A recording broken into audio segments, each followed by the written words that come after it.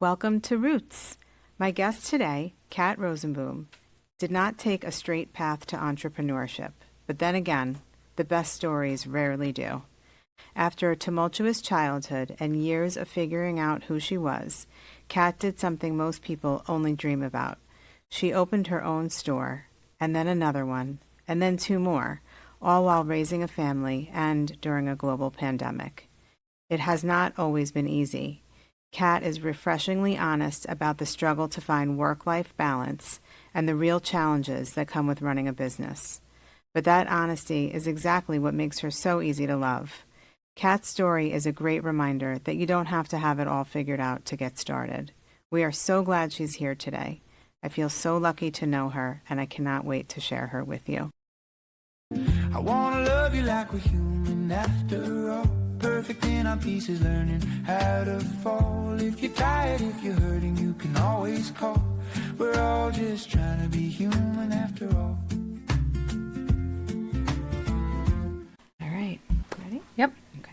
Welcome to Roots. Today's guest is Kat Rosenboom, the powerhouse entrepreneur behind not one, but two booming businesses. No pun intended. Love it. Rosenboom Women's Clothing Boutique and Baby Boom. And as the name suggests, that's baby clothes, and the other one is for women. You're a busy mom. You juggle running your business and raising a family.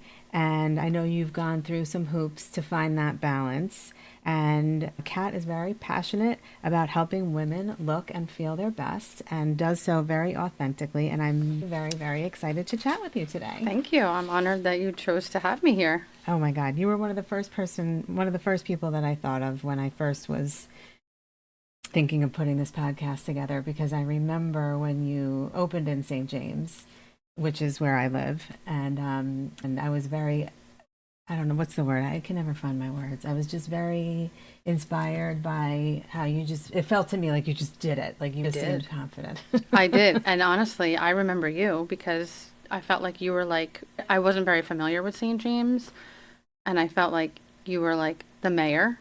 And once you came in and told people, everybody was coming in, oh, Robin sent me. I'm like, who is this person? But it's the power of social media. Yeah. Yeah. So I know you, but our listeners may not. I'm sure a lot of them will. But let's roll it back a little bit. I know that you grew up on Long Island and your parents were married and you lived in the lighthouse. But can you tell me a little bit more about your parents and what it was like? Like, what were your parents like? My dad was chief of police for Oldfield, so that's why we lived in the lighthouse. So as, I guess, like a perk of being the chief of police, you could rent the lighthouse. So that's what they did. I lived there for 13 years. I was born and raised there till I was 13. My parents were there, I don't even know, 20 something years, I think. So that's what my dad did. My mom worked in a dental office right in town. And she worked full time. He worked full time. You had siblings? I have an older brother and an older sister, so I'm the baby. Mm-hmm. Yeah, my brother's like 2 years older than me. My sister's maybe like 6 or 7 years older than me. Yeah, so we lived there. Like I said, he was chief of police. She worked in the town. Mm-hmm. He didn't have the best reputation. I always say, like, if people ask what my maiden name is or where I grew up, I don't always talk about it because he was on the front of the newspaper for things. And so. Like what kind of things? Well, he did have a drinking problem, which I feel goes hand in hand with the job sometimes. He also was like a military vet, so probably a lot of trauma there. I think there was a lot of trauma in his childhood home as well. So so how old are you? Like elementary school when you first started to notice that? My whole life, like from the time I can remember as a child. So you would like see him drinking. Would he be one way when he wasn't drinking and another way when he was, or was he just always drinking, but always nasty? Yeah, and then he would get violent with my mom, depending on whatever the situation, whatever the mood was that day. We basically never knew what we were going to get. We'd come home from school and, what are we going to find? What's happening today? It was not in a good way. And so, yeah, there were times, and because he was chief of police, and it was an incorporated village in the town at the time. Now I believe it's Suffolk County Police, because it was an incorporated village and he was the chief of police. The police officers that work, if there's an emergency, like your dad is beating your mother, would be his employees. So we would call for help, and it would be people that reported to him. So it's kind of conflict of interest, right? So they would, a lot of times, come and pick him up and just like drive him down the road and for him to cool off. But obviously that wouldn't cool somebody off. He'd be pissed off. So he would come back and, we'd be It's like a bad movie. Yeah. That's crazy. Yeah, we'd be hiding her heads under pillows. And was he like that with you, or was No. he just like that? He with was her? scary to us. He was definitely scary. Like, I was definitely deathly afraid of him, but probably because I knew what he was capable of. But never really physically violent with myself. I don't think with my siblings. Mhm. We just had this conversation kind of offline. Like, some things are very blurry to me still Right. through my childhood, which I think I have to work through. But my personal recollection is I don't think that he was violent with anyone else, but he was violent with my mother. And there were times like we would have birthday parties or they would have people over. And I remember specifically coming downstairs and he was like taking his watch off to like fight our neighbor.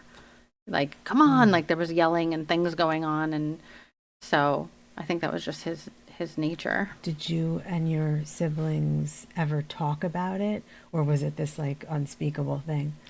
Well, my sister was older, so she was smart and left like as soon as she could. I want to say like a senior in high school, she left.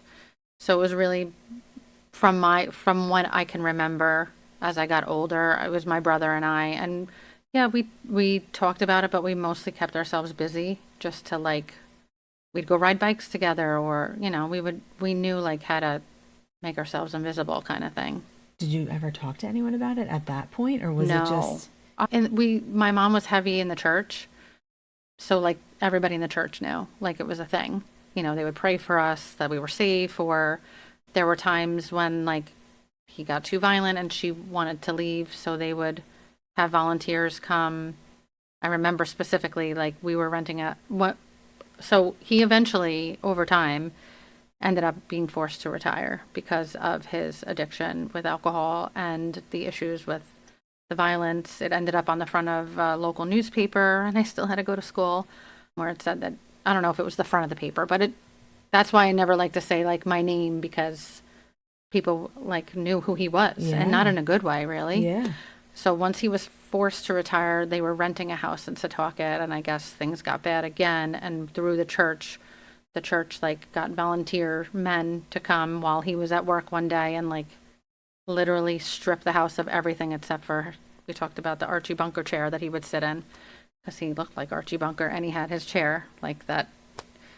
And he came home one day and it was just the chair, and we were brought to like almost like a safe house kind of thing through somebody who was affiliated with the church and took us in for a while. Wow. Yeah. And when that happened, did you maintain a relationship with your dad? No. I mean, it's different. We didn't have like phones and you know what I Yeah. mean? So How old were you when that happened? When you high I school? mean, no. I would say on and off from like elementary through junior high. And then when we were in the one house that we stayed in, it was members of the church that took us in. They lived in Port Jeff. I remember I lived on Jefferson Landing Circle. That was where their house was. And my dad, it wasn't like it was like in the 80s. There wasn't really many places to hide. So he would send the police that worked for him to find us. So sometimes we'd be staying out in a hotel and they would find us the car in the hotel parking lot. Or And once they found it, they would tell him and he would come find you? Like they that? would tell him, or they would tell us, like he has sheets over the furniture and he has a gun to his head because he was a police officer and he's going to kill himself if you don't come back. Like he made them do the dirty work, really. Wow. Yeah. So there was a lot of like back and forth. We would leave and go back. And I understand why my mom went back. I think she was just scared, terrified. And back then it was very different. everything was very different. In the 80s, there was no food trains and there was no social media. There was Yes. no, what is the thing where they do the fundraisers? The online. Yeah, GoFundMe, there was no GoFundMe. nothing. I know we were just talking about this because my sister had cancer. I was in seventh grade and she was a senior. Oh, wow. And my parents like moved up to Boston with her and left and they were doing no hate. Like they were just taking care of their kid. But I was in seventh grade and my sister was in eighth. We weren't driving and we were just home alone, cooking What? for ourselves. And Really? yeah, I remember almost setting the house on fire because I was making macaroni and cheese and I pulled the paper towels and it went across the flame and we were just home alone.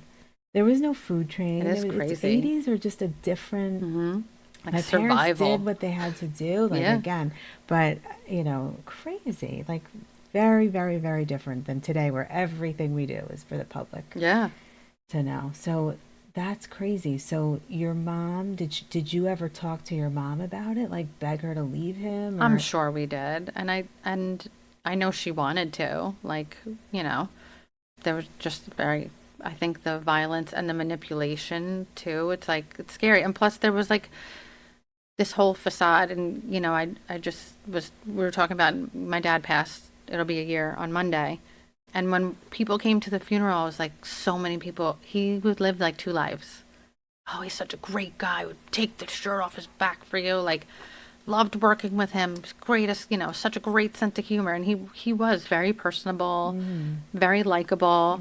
But there was a monster behind all of that that nobody really knew about except for like us. And so I think she also kept up like this facade of like protecting him, Wow. you know? So when you have your first baby Hmm. and your second baby, when you moved home, was that in with him and your mom? Hmm. Yep. So at that point, you're older, Hmm. right? You're a single mom. You're moving back in. Was it still? Had he mellowed a little bit, or was it? Yes. So by that point, they had bought a house. Yeah, it's very complicated. So from the time that like we went back and forth from elementary and junior high, like leaving, not going back, living in a hotel, living at a church member's house, whatever. From there to the time that I had kids, he like to appease my mother became a member of the church, which was a born again church. So accepted God into his life, was born again, stopped drinking, was this whole different person. And so then they bought a house in Setauket and got back together because he was, saved. Mm-hmm. But over time, so he wasn't as bad when I was living in the house with my kids. But those, obviously, all those bad habits crept back in over time. And you get comfortable. Like he wanted to win her back. He finally won her back because she actually really left this last time. And so he went to the church and, became a member and all this stuff. And then over time, like that, he was still the monster. It never went away, Yeah, it's an illness. Yeah. It's a mental illness, just Yeah. like cancer is an illness. Yeah. That's, very, very, very hard to, especially like with drinking and on top of it, because that's like, Yeah. Drinking. And then, there was a lot of, I think, I don't think there was a lot of infidelity, so like a different addiction yeah. that went on as well. Wow. Okay. So for you to have that kind of childhood and then be a single mom Mm-hmm. and then meet your now husband and accomplish what you've accomplished, because I know we've talked about this offline too. People might see the car that you're driving or just, see all of your success and think that like everything was just handed to you, and No. you really had to overcome some pretty big things. Yeah, I think those things were really just a driving force. And even as a parent, and no shame to my mother, like I could never have gone through what she went through, like very difficult. And again, different time. So like Yes. you're Yeah. not confiding in your friends back then, they were women and they served the household and you know what I mean? Yeah. And she protected him and I understand now, but for me it was like I'm breaking the cycle. I'm not Yes. like I have to Yeah. break the cycle. I feel like my tumultuous childhood is kind of what drove me to want to do all these things, I guess. So anyway, did any of that make sense? No, it totally makes sense. Okay. So you went to the Stony Brook School Mm-hmm. and lived there for the last 2 years, and that's a very elite private school. So when you graduated, did you go away to college? Did you? What I was it? didn't. You So that didn't. was that surprised a lot of people. A lot of Mhm. people that I graduated with went to like Harvard, Yeah. Yale. I think because I lived away for those 2 years, I felt I was afraid to go away. Mhm. I wanted to be home. Right. So I went to Suffolk Community College. I never finished. Mhm. We weren't like a college or even like a school family, really. We weren't Mhm. raised that way. Like, not that we weren't encouraged about education, but it wasn't a Mhm. big deal if you went to college in my family. So I never finished. And then I ended up getting a corporate job at Symbol Technologies at the time. And I ended up being there for 13 years. It was just, Oh. yeah. Okay. And did you, at that point, did you have interest in fashion, or was it just? So I was thinking about this driving here. It's like, I know she's probably going to ask me about that. And no. I mean, Right. I want to say no, but by the same token, I was one of those friends, like, I know you and I are the same generation, Mhm. where everybody was doing, like, I can't think of the name. There was, like, the Stella jewelry and Dot? parties. Yes. Yeah. I used to do, I forgot the name of the jewelry company, but I would do the jewelry parties and the gift, like, the little gifty thing parties. And then I started doing Etsy and like, distressing people's jeans for them that they would send to me and resend. Is this all while you had Yeah. the corporate job? Yeah, so I Okay. guess I was thinking about this actually this morning. I'm like, I guess there was like an entrepreneur part in me. Right. But at the time, I was just thinking it was just like extra money, and it was, Right. but there was always a drive to like do something on my own. Right. Kinda It's so crazy. funny because, I do real estate, and I never thought that I had any interest. But then I look back on my life, and I had a dollhouse that See? it wasn't like the Barbie dream house that they have now with the elevator. It was made out of wood, and it had little rooms, and you could like wheel it around and see the front of the house and decorate the front of the house. And I literally put like with a hammer and nails at 5 years old, real hammer, real nails, put roof shingles on it, cut carpet, and stuck the carpet in the floor from remnants that we had. Girl, you were meant for it. It's like, So, isn't it? right, I look back and I'm like, I guess I really was always, but I never thought of myself. I had no idea what I wanted to do with my life. It's just so funny when Me you too. look back and you see these little signs Yeah. of what you are. Yeah. And totally like what a different, I guess, just what a different person I am from like when I was in the corporate job. I never really thought about like, I don't know, I guess maybe I was still too young because I was straight out of high school. Like I never really thought about what I wanted to do, Right. and I just kind of fell into like this position that I stayed at for Mm-hmm. 13 years. But Did you think that at some point you wanted to have a family? Were you not sure? oh yeah, definitely wanted to have a family, wanted to have kids. I'd have more now if I could, but we're not doing that now. But Ship has sailed. yeah, well, I thought it had sailed. It's just, we'll come We'll back get to into that. Right. But yeah. So what was the transition like from the corporate job where you have these side gigs into having a family? What happened there? So I had the corporate job. I was there 13 years. I actually was laid off. I remember this was like one of the most, I guess I have like PTSD, one of the most traumatizing things that ever happened in my earlier years. I worked for somebody, loved him. He lived in California. I traveled all the time. I was his executive assistant to the vice president of sales. Ended up going from Symbol Technologies to Motorola. So was working for Motorola at the time about layoffs. And I said to him, I'm a single mom. I'm a little worried. Like, am I okay? He said, I haven't heard anything about you or me. We are good. And he called me the next morning and said, I just had an appointment. They Zoomed me and told me my position was dissolved and they're going to call you next. And I was like, oh my goodness. Devastated. So you were a single mom and you just hear this news that you're going to potentially be losing your job. After 13 years. Like, After that 13 really the years. only thing I knew because I went straight from high school. And how old was your daughter at this time? I had James at the time. Oh, you had James first. Okay. Yeah. Sorry. Yeah. James was like in kindergarten. Mm-hmm. So 6. Mm. And then I found out I was pregnant with Layla. Like a week later. Oh. Yeah. So I had Okay. lost my job. Where were you living at this point? At the time, I was living with Layla's dad. So you're at Okay. the corporate job Yep. for 13 years, so basically right out of high school. Straight out of high school. And at what point did you have James, your I oldest? had James in 2003. So how old was I? I can't do math, Robin. I want to say I got pregnant at 23. Okay. Okay. Yeah.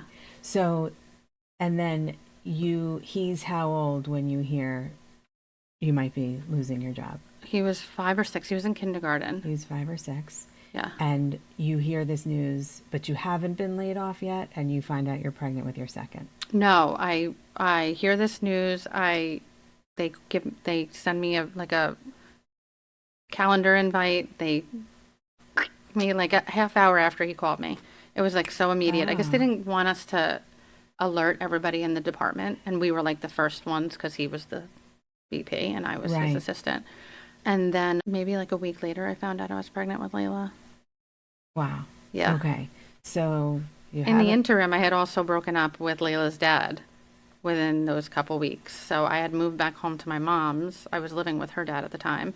I had moved back to my mom's, and that's when I found out I was pregnant, actually. So I had like lost my job of 13 years, broken up my relationship, moved my son out of a different district, now back to my mom's, and then, yeah, found out I was Wow. pregnant with Layla. That's a lot. Yeah. So what's going through your head? Like, how do you, now you're like, I gotta get another job. Yep. Pound the pavement. What was the next, what was the next job? So I didn't have a job for several months. I remember being very, very pregnant at the job that I ended up receiving. I remember asking if I could I didn't have enough money to buy clothes to go for the interview. They gave me the interview and I said, I am pregnant. I didn't have maternity pants. I had maternity jeans. I remember asking, like, is it okay if I wear jeans? Because I couldn't afford to buy anything to go to this interview. Anyway, I interviewed for a plastic surgeon's office, actually, for like an executive assistant. It was assistant practice administrator. And I'm not even kidding, like begged them for the position. And he took a chance and hired me. And I worked there, I want to say till Layla was 3. So I was there almost for like 3.5 years. Okay. Yeah. And in that time, are you living with your parents? Yes. At that point too? Yep. And you're just like, okay, I'm just gonna. This is it. We're one gonna- day at a time, right? Yeah. I know a lot of people, never mind. I'm gonna say people ask me not to have the child because of the father, but obviously I did. And she's like the biggest blessing. Yeah. That was like an Yeah. issue for everybody, and because I think they were just worried about me struggling and stuff too, you know? Yeah, I was yeah, young. it comes Think from a about my good- son. He's the yeah. same age. Like, that's crazy. Yeah. You know? Yeah. I mean, people I'm sure had the best intentions. Yeah. Just, you know, I always, when we bought the house that I live in now, you know, my mother-in-law was like all but on her hands and knees begging me not to buy it. It needed so much work. We had moved a lot. And it just, they were worried. Yeah. You know, it's not that she really meant that, but they, you know, I think about with my own daughter. I'm like, oh, can you not do this? I know. Because I worry. But you knew, you know, you figure. So what happens next? So I'm working for the plastic surgeon. I have Layla. I have James. You can't even make this up. I go in on a weekend. We're renovating the office in the plastic surgeon's office. I go run an errand with one of the girls that works with me there, and pulling back into the shopping center, somebody T-bones me, flips my truck. I have pictures. I can send them to you. I've had a Yukon Denali was laying on the driver's side door, so I was laying like this sideways. She was on top of me because she didn't have her seatbelt on, and totaled obviously the vehicle. And I went out on workers' comp. I ended up having to have surgery, and that's how I lost that job. I still keep in touch with the plastic Right. surgeon, and we You have a just great couldn't do it, relationship. right. But I had a lot of PTSD about driving after that for like a year, and I ended up having to have surgery on my arm from the accident. Yeah, it was crazy. One thing after the other. Yeah. One thing after the other. Yeah. So at this point now you're home, like Two two kids living with your parents. Yep. And need to figure out a job at some point, obviously when you were feeling better. At what are you ever at this point starting to think about clothes or fashion or anything, or No. not yet? No. So when did that come in? What was the first thing that happened with that? I ended up meeting my husband, Mark. We worked together at Mather at the time. Okay. And we ended up dating. I didn't think we were ever going to get married. But when we got married, I said to him, now that I have your insurance and we're in the same department working for the same boss with the same people all day, I need a change. Like, I need to do something different.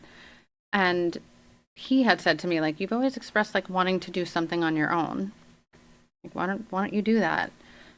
And I was like, well, it's not that easy, you know? So I, whatever, just kind of like brushed it off to the side. And then one day I remember he came home from work and he said, oh, I was driving on the home and I passed this space that's available in Mount Sinai, and I called and we're just going to go take a look at it. And I was like, for what?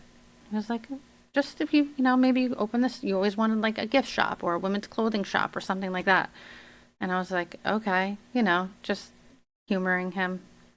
And then I went and saw the space, and I remember we were in the space and the landlord said, well, if you don't take it, someone else is going to put a bike shop here. And I was like, a bike shop? And then I said to Mark, I'm like, I can't do it. And he said, I know you. And he's the math guy, like the IT guy, you know. He's like, can you sell whatever it was, $60 a day? And I said, yeah. And he's like, then you can do it. I said, so you have no retail Nope. experience. You've never sold a thing. No, Ever. just like the MLM stuff, you know. What's the MLM Like stuff? the pyramid scheme, like where you, like Stella and Dot. I wasn't Stella and Dot, but you know, like those kind of companies. But no, nothing with clothing, to be honest. I never did anything with clothing. Okay. Weird. That is such an interesting leap of faith. Like usually Yeah. there's like, you know, I could tell you I became a realtor because I moved a bunch. I moved so many times that I couldn't even see straight. And Oh, wow. people started asking me to help them when they were moving, like with Interesting. marketing their houses. And so there was like this clear, defined moment. But for you, you just were like, hey, I've distressed some jeans back in the day. Yeah, like I just want to do my own thing. And I really did. Okay. I felt like for my marriage, we really needed to be like not together Working 24/7. Yeah. You know? So what I remember you told me at some point that you did LuLaRoe. I did. Was that before this retail space? Yes. See, thank God that you keep me honest. So what was that like? So while I was working for Mather, I decided to do the LuLaRoe Okay. on the And side. how did you even hear about it? Like, how did I that? think it was really social media. I think it was like everybody was doing it and not out here per se, but I felt like online, like I was like, I could do this. This is easy. I don't have to worry So about. it was like a side hustle kind of Yeah, thing at like the the time? kind of the other stuff that I did. So to me, it was like, well, I can do this. It's not hard. Mm-hmm. So I did it out of the house first. Mm-hmm. And then I opened like a 200 square foot office space because some people wanted me to have parties and Mark didn't want people coming to the house. So this is before that retail space that Yeah. you rented. Okay. Yeah. So you're selling LuLaRoe. You saw it online. You're doing well enough that you get space to put everything. Because I knew somebody who did that, and it's racks and racks. Like you have to carry like So a much huge inventory. Yeah. Yeah. And Okay. you didn't get to pick it, which was interesting. Like you can pick, let's just say I wanted like the leggings or this certain style dress. They send it to you, but you don't pick prints. Ah. Yeah. It was kind of crazy. I saw a documentary about LuLaRoe. Did you ever see that? Yeah. LuLaRich? Yeah. It was Yeah. kind of crazy. I got out right in time. Did you know that they were like it was what were they doing? They were scamming the They were, like- salespeople? Yeah, I Like, think they were like taking money from them or something. I don't really know. I did watch it. I don't remember now. But it was but like your such a scam. experience wasn't like you just No. bought the stuff and it sold like crazy. I remember a lot of teachers wore their leggings because it had like Yes, it's like a cult. triangles. It was like a cult. Mhm. Now, I'm not a leggings girl. I feel like I don't love my knees. All right. I have like oddly large knees. All right. Whatever. So I've never been into leggings unless I'm like working out. And I Yeah. change out of them as soon as I can possibly change out of them. But so it was never for me, but I remember it was like a big craze, and then it just like went away Yeah. one day. But you got out Before any, it so went you away. didn't know that it was, No. you had no idea? No, I think like there were people who were big into it that went to like these conventions and stuff for LuLaRoe. I just did my own thing. I was still working my full-time job as, Right. at Mather, and so and momming. So to me, it was just like a Right. cool side hustle. And then the space the little 200 square foot space, whatever it was that we did the parties, I kind of grew out of. You weren't allowed to have a space like a public. You weren't allowed to have a retail space for a LuLaRoe. Right. So it's where you stored your stuff, but then like you're like, hey, just come to where I store my stuff. 'Cause Yeah. It's easier than my house. Yes. Right. I get But that. then we were like next to an attorney's office. It was loud. People were partying. So we moved to the Mount Sinai space, and I just put like blinds up, and like I did really well with Layla was little, so we would do live sales, and it was cute. It was Right. fun. And then I remember specifically, it was Mother's Day, like I guess a couple weeks before Mother's Day. I ended up, I don't know why, but I got a wholesale license, and I bought like these tees and hats that said, oh my gosh, tired as a mother. That's it. People went nuts. The store, people were asking me to open, and so I was like advertising like open hours, let's say like 10 to 2 or whatever it was, mobbed. And I was selling the stuff that wasn't LuLaRoe and the stuff that I was buying through my wholesale license. So I was saying to Mark, Interesting. like, why would I get stuck with stuff that I can't even pick when the stuff I'm picking is selling out? Right. You know? And so this is still in the warehouse space, or this is in the Mount Sinai. That's in the Mount Sinai. So when I moved from the little 200 square foot space, then we moved to Mount Sinai. And what that is, because I think I was there. Yeah. That's like more of an actual storefront. That's not a Yes. warehouse. So you were kind of doing both out of that space. Yeah. And then your stuff was taking off. So it was, so you weren't doing it. You kind of Yeah. eased into it. It's like Weird. LuLaRoe was a little nutty, but for you, it was this great segue into see if I can really do something like this. Yeah. And to me, it was like, I don't know, it just took on a life of its own. Right. And at the time, they stopped doing it right after, but LuLaRoe, if you decided you didn't want to sell anymore, they would buy back your inventory. Right. And I remember I had huge boxes from like Home Depot full of inventory, and I shipped it back, and they just wrote me a check. They did. That was Okay. before all the madness Yeah, happened, 'cause so I after did get that, very lucky. Your timing was good because there were people $20,000 and they said they would get their money back and they never did. Yeah. Pretty crazy. They're still around. They still, are? Yeah. I looked it up the other day. Really? Yeah. I was like, I think it's much smaller. Than Yeah. It was. It was like huge Wow. now. I didn't know that. Yeah. I It's just so assumed fun. it just like dissolved. Yeah, it feels like it did, but somehow they're still around. So you do this with the Mount Sinai location. You kind of transition out of the LuLaRoe and into your own stuff. And how old are your kids at that point?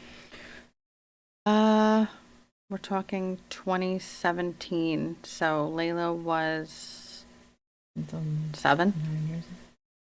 She was 7. James was, I don't know. He'll be 23. So he was, Couple years older. yeah. He was 7 years older than her. He was 13. Listen, it's hard to keep track of our kids' ages. How old are they? Which one was born in what month? Yeah. Especially, I mean, mine were like Right. one every decade. And it's right. And then it's always changing. It never stays the same, so it's hard to remember. It It's is. a lot. I get it. I have one child and I can't remember anything. So did you ever, I know like for me, we're both in primarily women industries. Mm-hmm. And I know that for me, I had a lot of imposter syndrome. Do you know what imposter syndrome is? I've heard it. I don't know what it It's means exactly. like an example that I would give is my uncle called and asked me to sell his house on Long Island, but in Nassau, and I live in Suffolk. And when I went there, I was new. I had been working, but it was only a couple of years in. And I always just felt like he looked at me like I had chocolate milk dripping down my shirt and boogers coming out of my nose. Like I just felt like he couldn't look at me and see. And it stuck with me. And it made me feel like, can I do this? Am I can people trust me? So that's imposter syndrome, where you really are questioning yourself, but you can't let them know that you're questioning yourself, because otherwise nobody would hire you. So at any point were you like, ah, The whole time. And even now, I just posted on my story and said, I feel honored that somebody wants to talk to me, like, for a podcast. I aw, mean, when I had the stores and they were thriving, I did stuff with, like, the radio station yeah, and, like, prints and stuff, like, just different articles and Newsday. And so there was a lot of that, but it fizzled once I closed the stores. And so, like, right, sometimes I guess, yes, imposter syndrome, because I feel like people look at me like a failure because I closed the stores. But well, that's my own issue. yes, You know what I'm saying? yes. Well, just because I don't know if our listeners know, but you have a very large social media following. Did that start in the LuLaRoe days, No. or was that in more the Rosenboom? Rosenboom. Yes. So you built the social media up when you had your stores. Yeah, it just, like I said, it really honestly took on a life of its own. I Mm, greatly attribute a lot of it to, like, nobody was really doing social media at the time like they do now. It wasn't right. that big. Wasn't flooded. And we were silly. Like, we would hide on each other and scare employees, and we would be Hmm. drinking on the story and be tipsy, and, like, so I think it was kind of like something people just wanted to tune into and see what was going on, because it was Right. chaotic and real, you know? Yeah, yeah, yeah, yeah.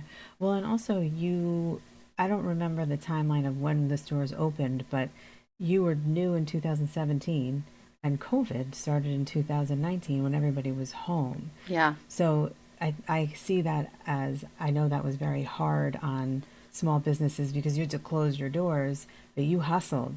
You were still doing the stories and shipping then. It was almost like a good That was toe like, in the water for the segue you did. We'll come to that later, but yes, I actually probably would attribute a lot of my growth on social media to that, to COVID. And I honestly never did better than I did during that wow. time. But I'll tell you why. Wait, how many stores did you have at that time?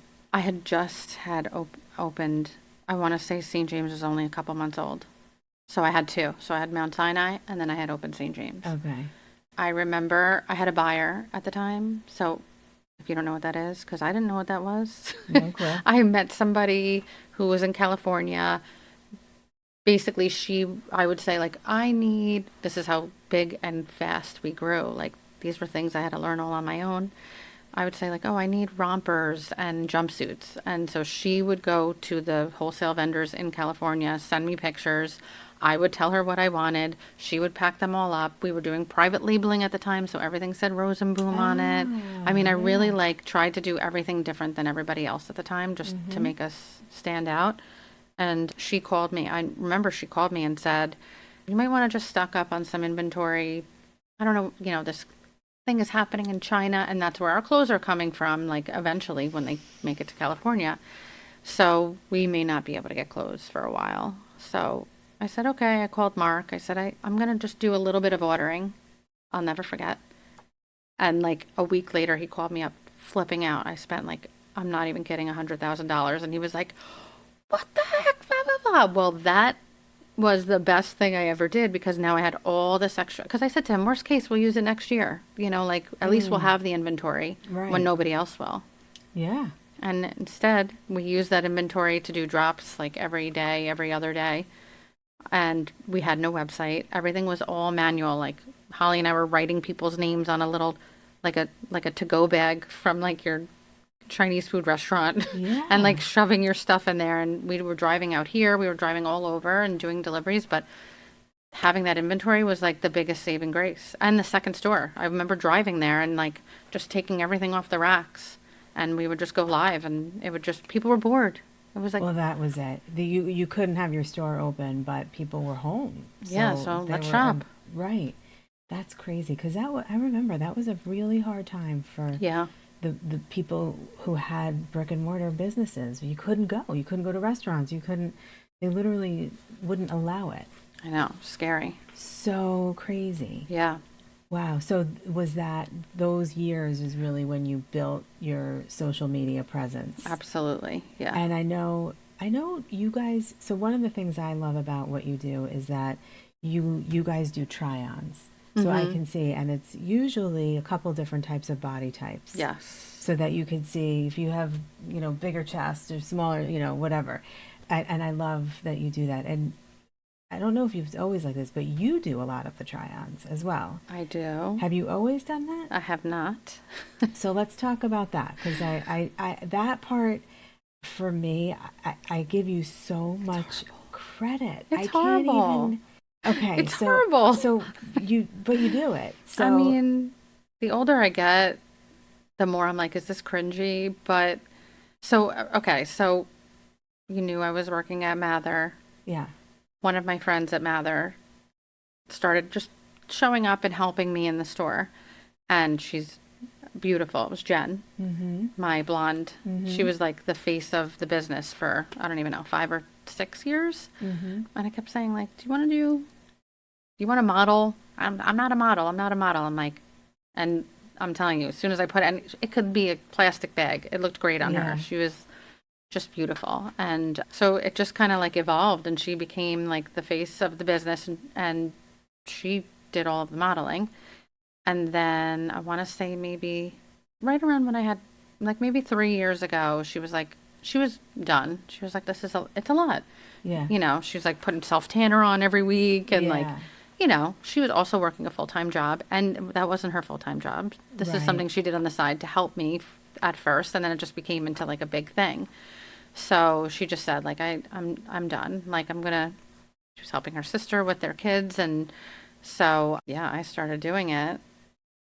And I think, and I love Jen, and no disrespect to Jen, but I think it was more relatable to see it on someone like me who doesn't work out every day and had kids and has cellulite. And so, I don't know, just they were asking me to do it. Well, that's it. It's like, I remember when you had the store, and I'm not a shopper for several reasons. A, I feel like I have no time.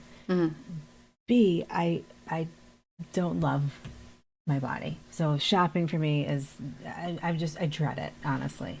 And you would try things on, and it would give me a visual, and then I'd be like, you know what, I'm just going to pop in the store today. And that for me, and that's when you still had your store, that was super helpful. Yeah. To see that visual of what it looks like in a body that I felt like I could relate to. Yes. Where other stores, it's like, it's somebody the size of this pen, and I can't relate, and then it makes me angry, and I don't want to go in the store at all. Or you'll be like, that's never going to fit me, because, And also, it's changed a lot over the last, like, I would say 10 to 15 years, but boutique used to mean little teeny itty bitty t-shirts that show your belly. Yeah. And it's not like that, at least not around here. I feel like it's really evolved. You have changed the mom style, because we go from a soccer field to a job to a PTA thing or whatever,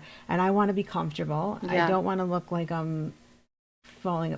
This is Rosenboom. I know, I love it. This is just a waffle knit. Is that the right very thing? good. You want to do try-ons? No.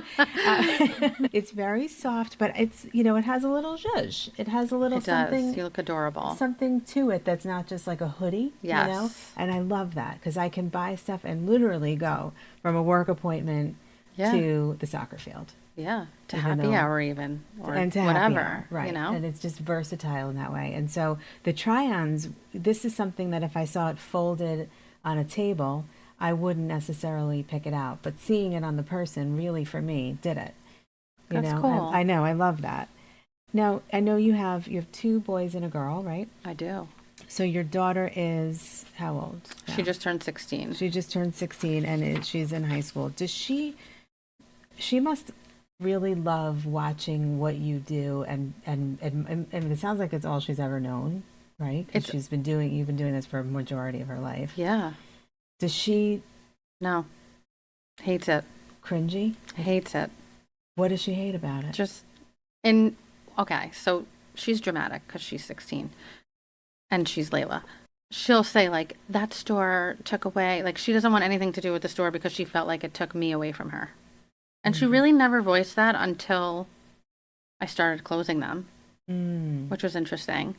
You know, I was gone on weekends, nights. I really wasn't cooking dinner. Like, you know, it was a lot of hustle. I had to hustle. Yeah. And she has no interest. So it's funny. Like, I could find, like, sometimes stuff will come in and I'm like, Layla would love this. If I give it to her and don't tell her it's from my store, she'll like it. If she Right. thinks it's from my store, she won't like it. Yeah, I get that. I You know? mean, listen, I have my own daughter, so Yeah. I can relate to that. So she has, like, no interest in, like, because people would be like, oh, one day Layla's going to take over the store. And I'm like, yeah, no. Well, who knows? We'll see. But it does sound like I think that later in life, she'll look back and be like, my mom's kind of a bad bitch. Yeah. I You hope know, so. I think she will. I hope mean, so. I know for me that that has happened. You I know do what see mean? that in James because he's older. Yeah. You know what I mean? Where he'll say, like my Mother's Day card was like, I'm so proud of you and all that you've accomplished. I want to, like, you know. Yes. So I guess it just takes time for them It to does figure take it time. out. And their brains are, I always say, her frontal lobe's not developed yet. You know, like Yeah. it takes time and it's very, even famous people who are like the movie stars, their kids are like, ew, you know. Right. It's true. I think I forget who I saw. I just saw an interview of Sarah Jessica Parker, maybe. I don't know if it was her, but I saw someone interviewing recently and they were like, yeah, no, my kids they find me so cringy. Yeah. And they're on the pickup line just like we are, but they're famous and their kids are like, ooh, See? which I think is interesting. It is. I love all the little touches that you do too. Like if I order something and you send it, it's got like a thanks for supporting my small business. There's always like a handwritten note. I You're try. just very, very, very, very good at it. Do you think that I know for a while you had these stores. I think you were up to 4 at one point, right? Yes.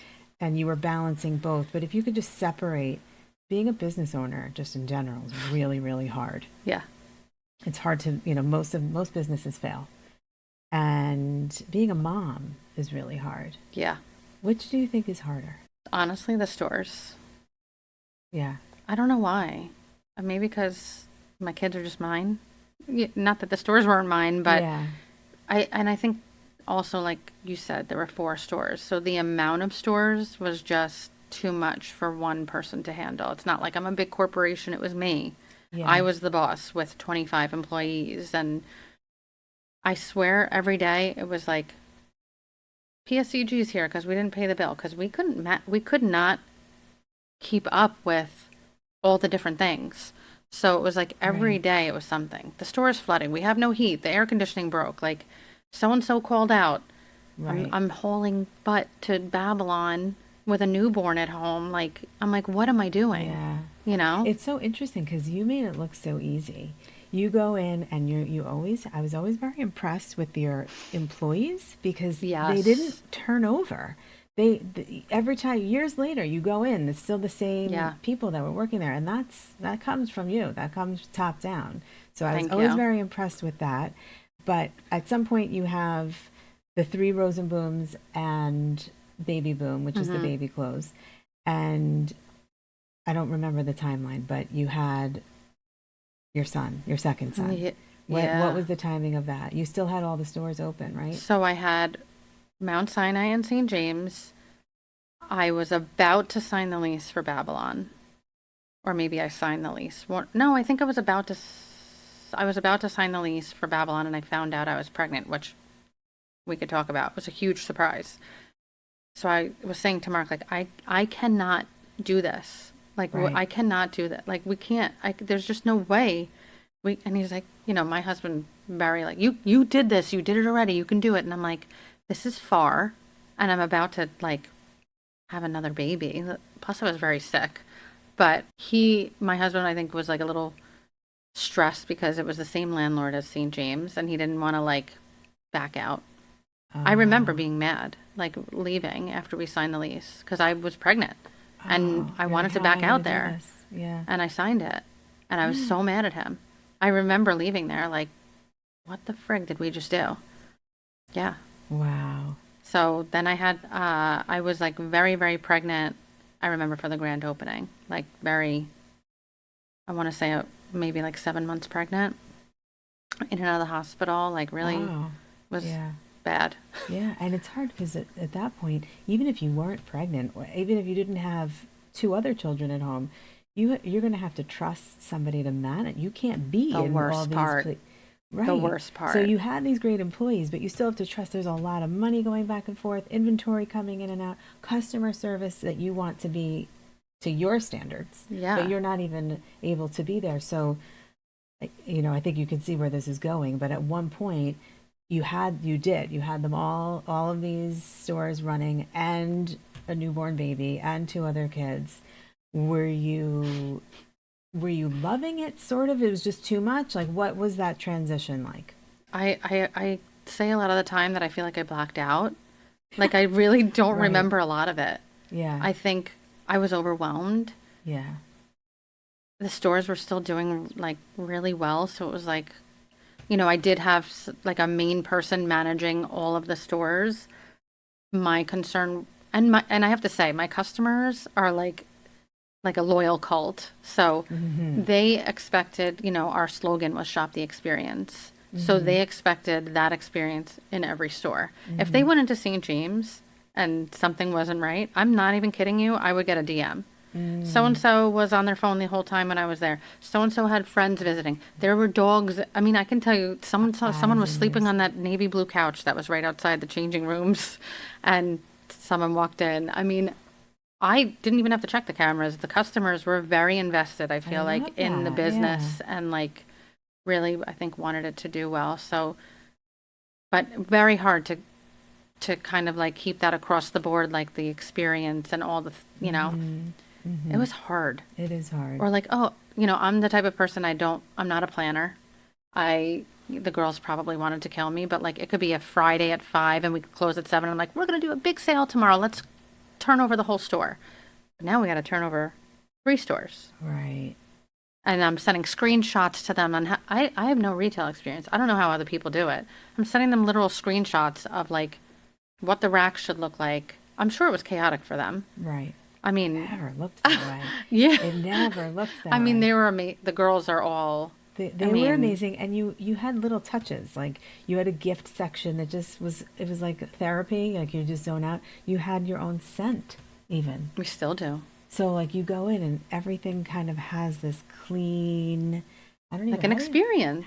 you explain that scent? Because I bought it. I have it, and I spray it in my closet. I feel like it's unisex because a lot of husbands would come in and Yeah. buy it and keep it in their car, believe it or not, and spray it in their car. Someone else told me they sprayed their dog. I don't highly suggest that. But I feel like it's just like a unisex, like, I It don't has a know. musky. You're right. It does has Yes. it has a musky, but clean musky. Yep. That's very. It's so interesting. How did you even think to do that? I I really was like, I want down to like every possible detail I could possibly think of to make us different. Mm-hmm. Like I wanted us to be different. Like we're gonna have our own scent and our bags, like I said, our bags said shop the experience. We had a van Mm-hmm. with the big Mm, emblem on the side and we would deliver in the van, like, but it was also free advertising. exactly. Yeah. I don't know. And then we started doing events that people weren't doing, which was cool, so Right. just trying to keep it exciting. Right. That's so inspiring. I love it. And I mean, I I always feel like I run into, that every industry has haters. There's people Hmm. who I don't know why. Just if you don't like me, then don't use me. If you don't Yeah. like you, don't shop there. But there are always haters, and I feel like especially with an online presence, did you ever run into that? Not really. To be completely honest, I did get a anonymous nasty gram when I was moving into Babylon. Don't know who it was from, and it just kind of said like, keep keep keep to yourself and keep my name out of your mouth.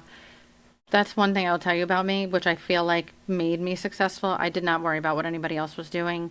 I am very much non-confrontational. I want everyone to like me. I don't want any problems. When I was moving into Babylon, there was a boutique that I absolutely loved that was one like block over. Mm-hmm. And I didn't know her, she didn't know me. I reached out and said, I'm coming here as community, not competition. You were here first. I would Mm-hmm. love to like work together and refer each other, our customers. And if there's certain things you like brands you don't want me to carry, I won't do that. I'm not here to there's plenty of room for both of us kind of thing. Mm-hmm. And we did. We sent people to each other and we Mm, kept in touch and I thought that was so good. cool. But yeah, I'm like afraid of people. So that was really the only, I would say, negative that I don't know where it came from that I ever got. That's But great. Because yeah. I feel like women business, I mean, it's, my field is cutthroat. Oh, I'm sure. So there, Yeah. and I have really good relationships, and I really can't complain. But there's been a couple of doozies out there Yeah, for I could sure, see that. where I'm like, really? We Oh had yeah, issues. I mean, we had issues with people sometimes in the stores, but nothing like, you know. right, But we did. good. We had our own issues there. So at some point now you have your son, Mm-hmm. and we all know balancing work life, mom work is nearly impossible. Yeah. What happened that made you say, I think I need to just, it must have been a difficult decision. Did you do it slowly? Did you? It did, it kind of happened on its own. So Babylon, you knew, I said I wasn't really like, it wasn't my dream to be there or to have that store from the beginning. It was my customers. A lot of them were asking me to move to open one on the South Shore. So to me, it was like exciting and it did really well until it didn't. And I just, not that it didn't, I lost the manager that was working there at the time. And I was just like, I don't want to do this. It's very, and it's so hard to find good help. Like, it's just so hard. I Yeah. had high standards for what, you know, who would work for me. And so I was like, we have to close this. I also had baby boom. So I had, you know, Right. St. James, Mount Sinai, and baby boom. So we ended up closing Babylon. That was like the first, like, all right. And then my lease was up for St. James after 5 years. So sad. Yeah. And it just didn't I was work out. so sad. Yeah. I was so sad. Yeah. That was devastating. That like broke me. Yeah. It took me, I wanted, it probably didn't take me till I closed all the stores to like be over it. Yeah. Because it wasn't like I wanted to, Right. but at the same time, I just could, like, it just wasn't, we couldn't work it out. Right. But you did it. Yeah. You closed the stores, and did you have to get a bigger warehouse space, or did you No. always have that same? I had the same warehouse. And this isn't the same one from years before. This is a bigger one, right? So the one I have, I think I moved in just before COVID. I'm lying. Right after COVID, I moved in. So I had like a little small one again, and then Right. moved to like this big, I don't know what it is, 3,000 square foot Right. warehouse. So But yeah, I this had that way- too, by the way. Right. Right. So you're just constantly driving with your Diet Cokes. Yep. From here to there. Yeah, it was nuts. Yeah. So you close them, but you maintain, and you have a huge social media following. So did you just pick up the social media, or you're just doing them anyway, right? The social media posts. It's not like you Yeah. had to do more. You were already kind of showing all of your inventory. Yeah, it just was, well, at the time, I also lost Jen, my model. She was ready to make a change. So there was a lot of things changes happening. Right. Yeah, I just, honestly, the huge following is like a blessing and a curse, just in the sense of like, I dreaded having to get on there and tell people we were Yeah. closing. Like, how am I ever going to do this? Right. And I lost a lot of followers. I still have people messaging me to this day. Hi, is St. James open? Yeah. Or I just drove to St. James and it's not there anymore. I'm like, I know. Yeah, the sign is still Yeah, there. I know. Although I just noticed recently there's Paper. like paper in the window, I which did too. usually means something's happening. Yeah, I saw that But too. the sign was there for forever. I bet it still smells like my store though. I bet it does. I Mm-hmm. bet it does. I have my own little spritzer of it. So you're doing everything with the webs, not a web. I guess it is a website. It's Mm-hmm. a website, but it's social media. I love it because they'll try it on. This was one of those examples.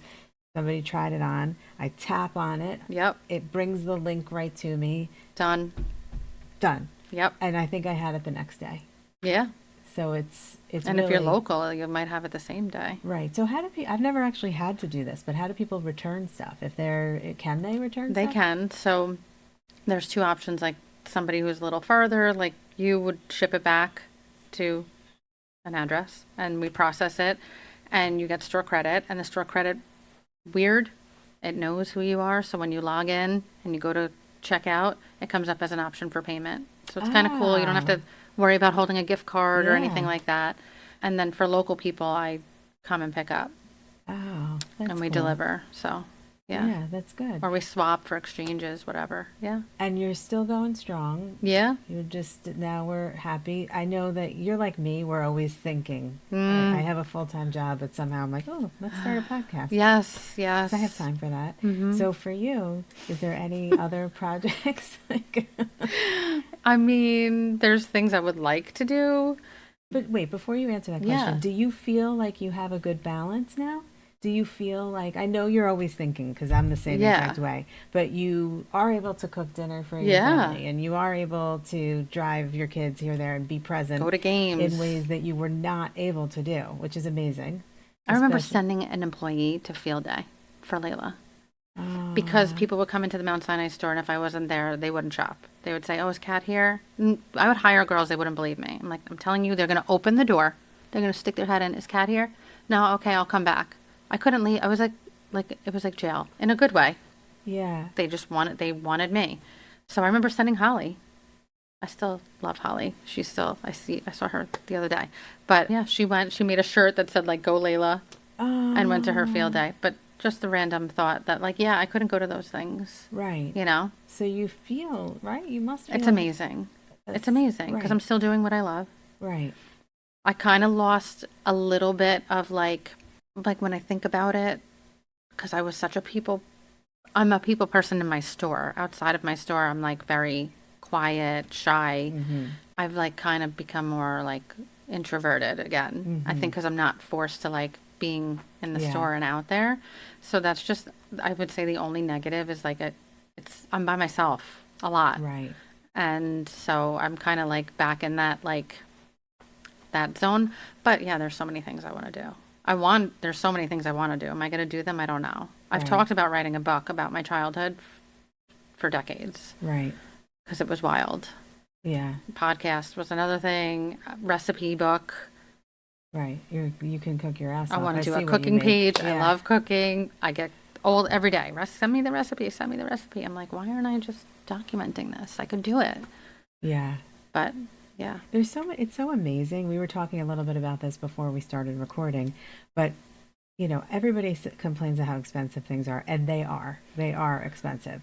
But on my phone, I can do, it's my scanner, it's my stereo, it's my camera, it's my radio. I can do so many things just on my phone.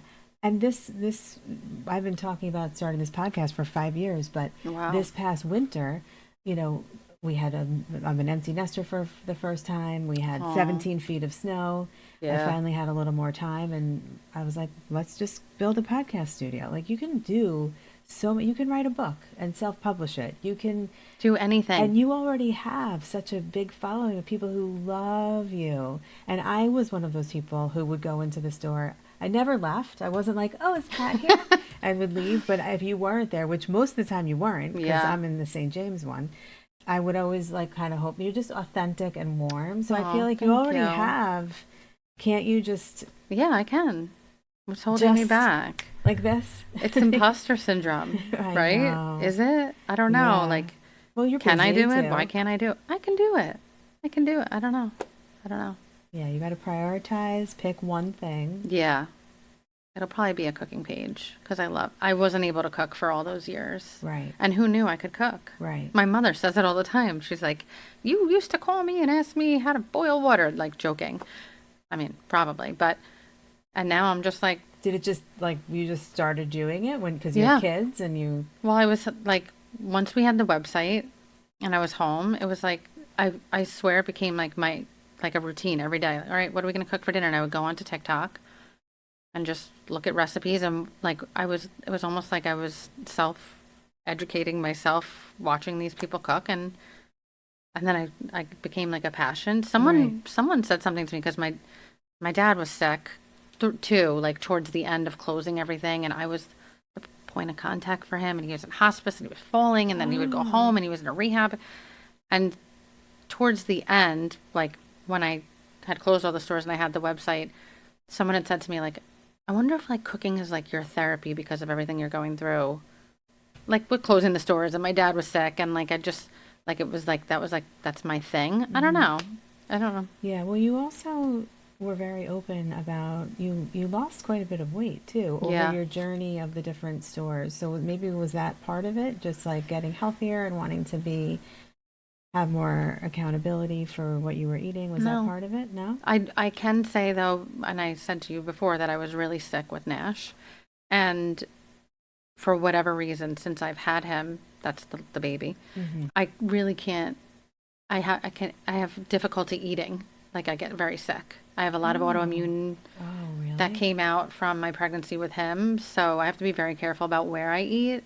And Oh, so that I think played a big role in like I don't get sick if I eat at home, you know. We used to, I'm sure you used to see, we ate out all the time. I would always post NoCo in yeah, St. James. yeah, Like, I would even do like fun polls, like, guess where I am? And I'll send somebody a $25 gift card. And they're like, NoCo, NoCo, you know? right. And we just love to like support local restaurants and stuff. But I just have to be careful. So I think that also helped me with Yeah, like the passion for cooking. yeah. I'm like that too. I get, Sick. yeah, It's it's horrible terrible. for days. Yeah. Is this my age? Is it? Definitely wine. Like I was a Oh, big wine yeah. person and I still am, but I can't like that I feel like with my age. But I don't know. I've always kind of had like stomach issues and but as I get older Hmm. and if I mix the two, if I drink and go Oh, out to forget dinner, it. oh, it's Death. like horrible. We stopped drinking too. Only recently, but Oh, really? Like yeah. stop completely? Like if we go out to dinner, I'll have a glass or a cocktail, but I feel horrible.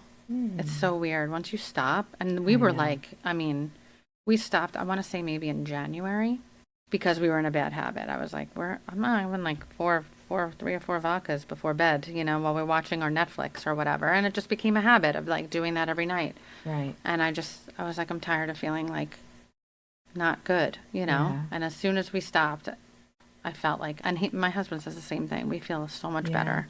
I love that your husband's been along for the He journey. has. Like there's been so many, I want to open a store, I want to close a Mm-hmm. store, I want to do this. He's such a good support. You post Yeah. videos of him helping you with the deliveries Yeah. and he still has another job, right? Yeah. He works full time for a Right. hospital. Yeah, So he's that's, I busy. mean, I love that he's been so supportive of all of your endeavors Yeah. throughout all of the years. I do have to give him like props in seeing my potential because I didn't, Yeah. and like him standing in that store and was like, can you sell $60 worth of stuff a day? Then you can do it. And then like, I remember then it got busy and I needed to hire my first employee. And I'm like, I can't, like, what? I can't even pay Mm, myself. How am I going to pay? Can you do this? You can do it. He's like a numbers guy. No, I can't. And the next thing, by the time I closed, I had 25 or 26 girls. oh my God. Yeah. That's a lot. Yeah. And with that, like there are women who would love to open up a store, open up a business of some sort, and their husbands aren't Yeah. always so supportive. And it's hard. You do need, everybody needs support on Yeah. some level. I love that he's always kind of been that. So he's in technology or IT of some sort. Yes. Do you guys ever talk about or do you ever think about how AI will impact your industry? No, we haven't. I have to ask him about that. Yeah. I mean, Yeah. everybody needs clothes. That's never going to go away. But AI is, to me, Scary. I think maybe on like the back end, like what you do, AI will probably help you. But Yeah. people are always going to need clothes. They're always going to need Yeah. to try them on and want to see other people in them. But I'm like obsessed with AI. I can't even believe what's happening. It's wild. It's wild and it's happening really, really fast. And I don't know how to guide my own daughter in, jobs are going away and other jobs. It's not like I graduated college in 1996. It was like the best job market that we've ever had. You could just go to college and major in Yeah. English and waitress and figure it out. And I don't feel like that's a thing anymore. No. And honestly, we haven't journeyed through this yet. So like we don't have the answers. As parents, how do we know? And we don't. We're learning with them, We're you learning know? with them. Exactly. So for now, Rosenboom is here to stay. It's here to stay. And we'll figure out what's next for you at some point. Whatever it may There's more to be. come, I feel like. There's more inside Probably. there. I don't know. I mean, you still have a young one at home. How old is Nash? He's 4. He just turned 4 in January. He's 4. So you have a lot of years before you're really going to be. You're like, Yeah. I know, I'm aware. Yeah, but what a blessing that child is. Oh my gosh. And there was a story, right? Like you didn't think Yeah. you could get pregnant. What was the story? Yeah, so, well, first of all, it was like Layla's dream to be a big sister, which if you follow my story, then you know, like, that's her baby. Even now, that's her baby. She'll, like, call me, where's Nash? What is he doing? You know, FaceTime. Anyway, she really wanted to be a big sister, and I actually, Mark and I got married to be 10 years this August, and I wanted to try to have a baby right away, and he didn't. He's, again, very, like, numbers, like, we had just bought our first house, and we need to do that, and he's also 8 years younger, so to me, it was, like, a rush, and to him, it wasn't. And so I had like a little bit of resentment because he wasn't ready. And what are you going to do? So I opened the stores. And then when he was ready, now we were what? I can't do math, Robin, but. It's okay. That's why we're not mathematicians. That's correct. I would say when I turned 40, he was ready and it wasn't happening. So I remember we had all these stores.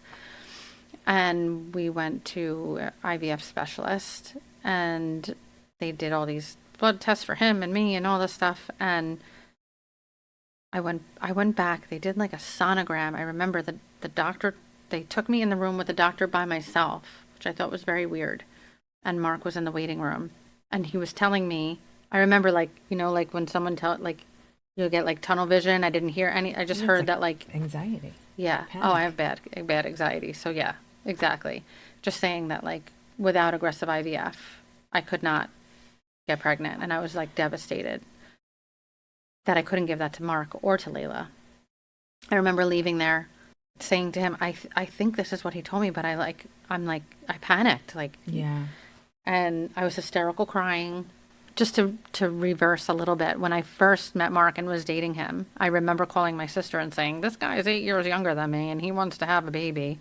And I don't want to have kids. I'm done. Like, it's been tumultuous my whole life. Like, I'm good with my boy and my girl. And she said, so do you want someone else to give him a child? And I was like, bitch, no. Right. And that kind of like put things into perspective for me, like when we were dating. Anyway, long story short, we got in the car. I remember we drove to Paces. We were like out in Hauppauge somewhere, and we got drunk at the bar, or I did, because I was hysterical crying. And I just kept saying, like, maybe he didn't say that. Like, I was panicking. I couldn't remember I still have the email. So I emailed the doctor and said, actually, Mark emailed the doctor and CC'd me and said, can you please reiterate the information? Wasn't that weird that they wouldn't tell us together? A little bit. I still don't understand that. Yeah. So he wrote back. I still have it in word, like in writing, that without aggressive IVF, I would not be able to have a child, and that, like, I needed to get on it, basically. And at the time, I was too busy with the stores and staff and 2 other kids, and I was like, I don't have it in me to go through the process. I don't want to do it. Like, I just don't. And he said, okay. And he was fine with that. He didn't love the process either, just for whatever reason. Right. We just had a bad experience, I think, in that office, too. Yeah. And yeah, then 4 years later, 4 years, I just got goosebumps. We were getting ready to go on a trip with like 20 people to Jamaica. And I said, you know, it's weird. I haven't had my period, you know, just in conversation. And I went in the bathroom and I had tests from when we were trying, and I took a test and it was positive. I'm like, no, there's no way. I was mad. Actually, I was mad. Like, right. This is it's not like real. You want it, and then you get it. I wrote it off. I wrote it off. It was not happening. Right? Oh my God. So how old were you at that point?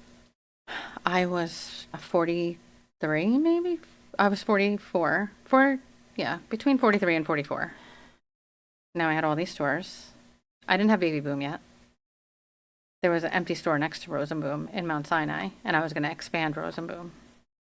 So then I called my doctor, who I'm close with, and said, I think I had like a false positive on a pregnancy test. And she goes, yeah, that's pretty much unlikely, but come in and Right. like we'll do blood work.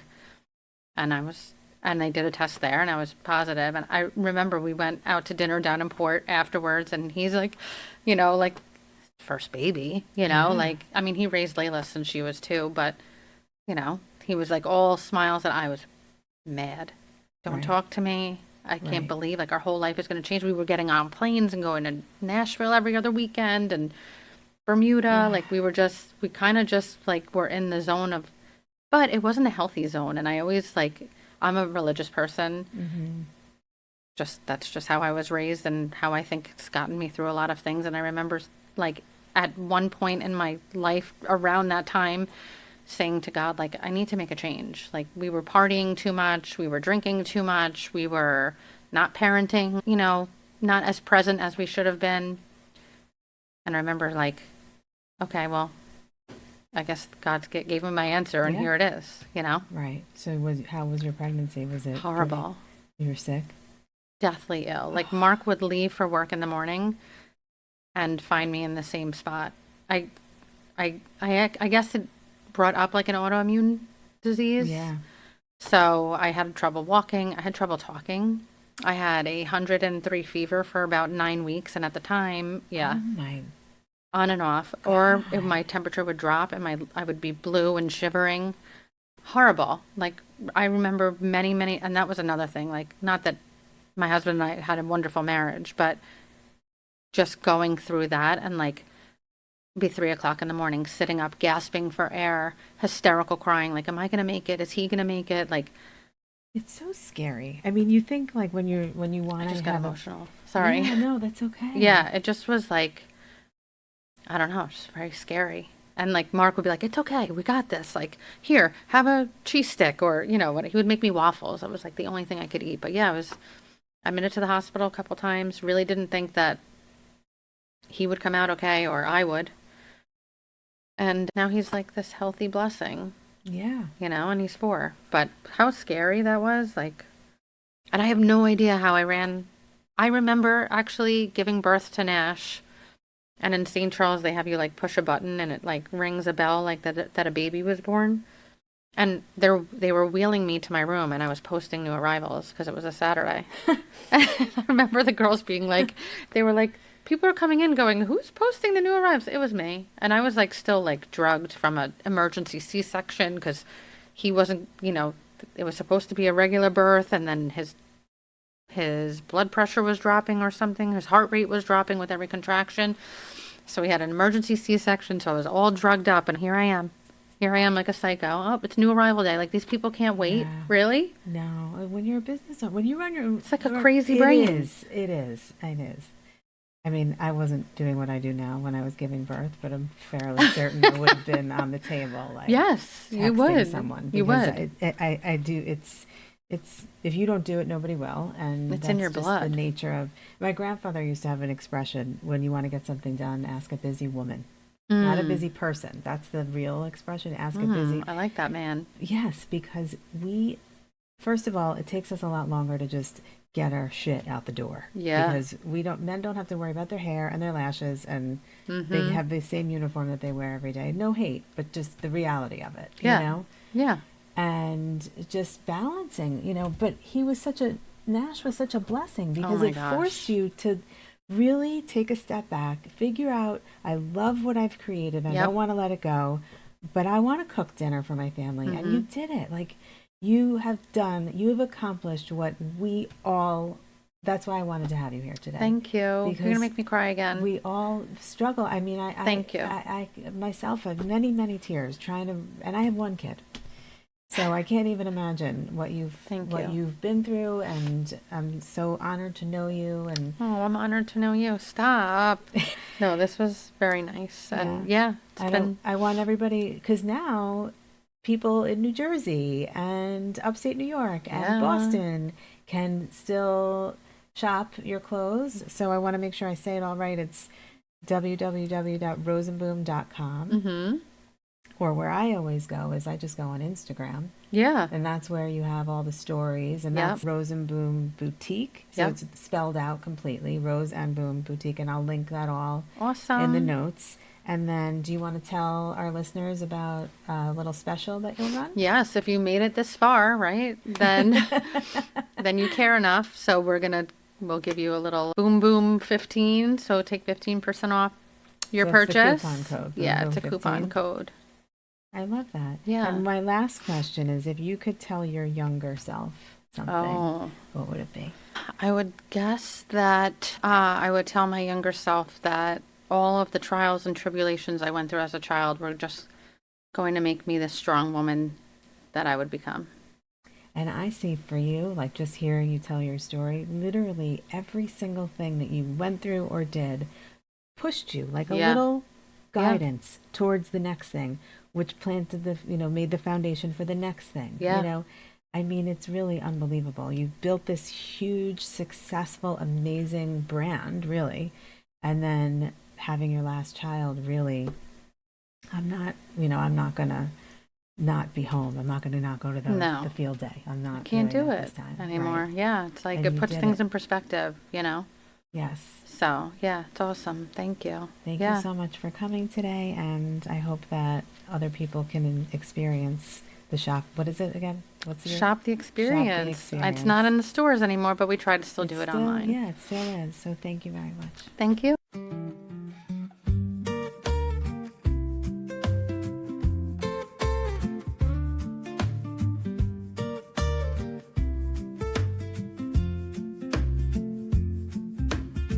Sun's coming up on a Tuesday, coffee steam curls in the air. Neighbor waves over the fence line, we swap dumb jokes like we share a chair. I wanna love you like we're human after all, perfect in our pieces, learning how to fall. If you're tired, if you're hurting, you can always call. We're all just trying to be human after all. Bus stop kid with a backpack smiles at a stranger's shoes.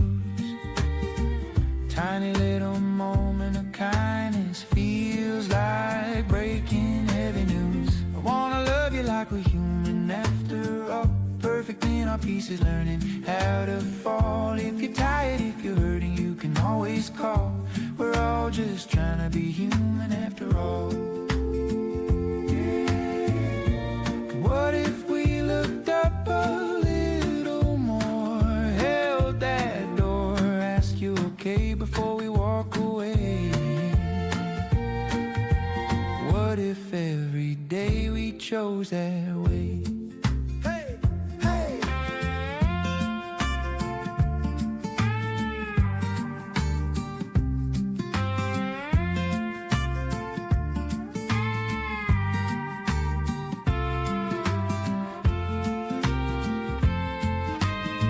I wanna love you like we're human after all, perfect in our pieces, learning how to fall. If you're tired, if you're hurting, you can always call.